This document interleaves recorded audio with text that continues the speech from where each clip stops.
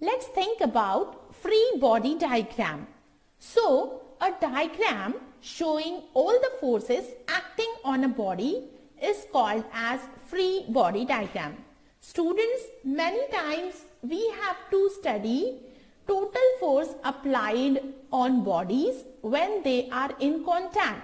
So, during that, what we do, we separate those bodies and we try to find out separate force applied on a particular body.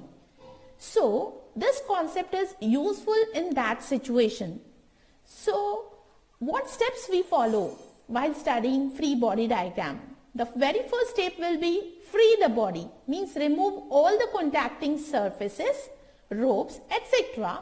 But remember where they were attached. It means that you will take care of their positions. Number 2, the contact forces, and number 3 is show the non-contact forces. Let us understand this concept with the help of a question. Here, draw free body diagram of this figure. So here you can see there are two bodies, they are attached together having masses small m and capital M. So when you separate two bodies, the diagram or the picture will look like this as shown in this video. So when we say any body is in equilibrium, see, a system is said to be in equilibrium when it is not accelerated, with automatically means that net force on it should be equal to 0. It means that if you will calculate force applied on the same object or body along x-axis or y-axis and z-axis, you will get resultant force is equal to 0. Now let us try to understand this concept with an example. Body is in equilibrium. Draw free body diagram of ball, and second, find the tension and normal reaction. See, here we will take a free body diagram of a ball. Then we will think about some things like normal reaction of the floor, then weight of the ball which is acting downward. So now let us assume capital T is the tension. So this tension T will get resolved into two component vectors as T cos theta and T sin theta. Therefore, as mg is the weight of the body which is acting vertically downwards, so that's why mg will be equal to T cos theta, and normal reaction will be capital N equal to T sin theta. After this we will divide them, we will divide N by mg, so you will get there tan theta, and tension T will be equal to mg upon cos theta. Now let's think about its axis. So total tension T will be equal to mg cos theta plus n sin theta. Now we will transfer in this equation variables, and finally we will be getting T is equal to mg cos theta plus mg tan theta into sin theta.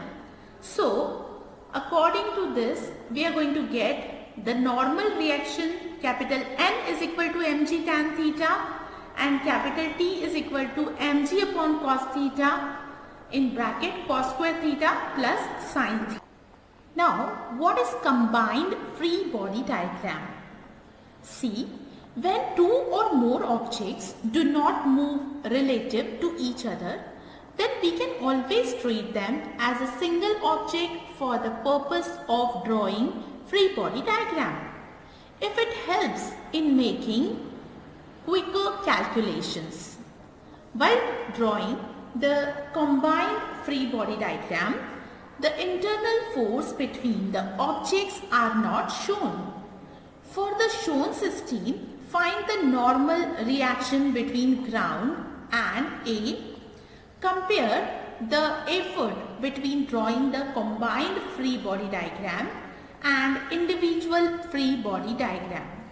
So let's see how we will find the normal reaction between ground and a object given as A.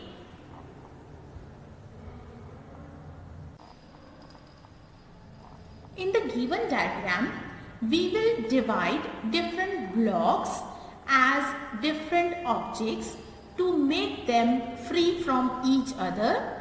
So let us consider the first block having mass M is represented by Ma, and second block having mass Mb. Similarly, the third block, after drawing its free body diagram, having mass Mc.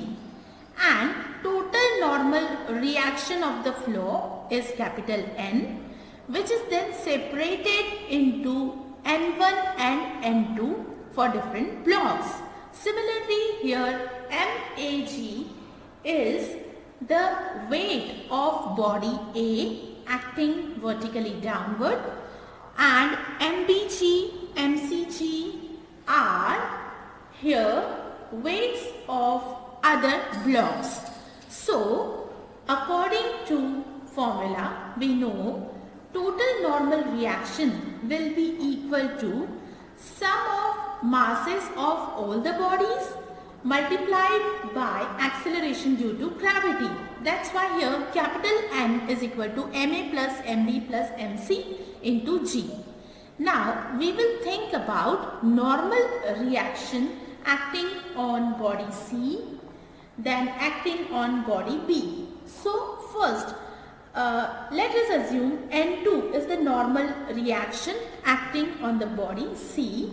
So it will be N2 is equal to Mc into G. Similarly, about N1, if we will think, we will be getting N2 plus Mb into G, and total normal reaction will be equal to N1 plus MAG. On adding above equations, we will be getting N1 plus N2 plus Ma plus Mb plus Mc into G, and that will be equal to N plus N1 plus N2. So like this, we can see combined effect on free body diagram concept.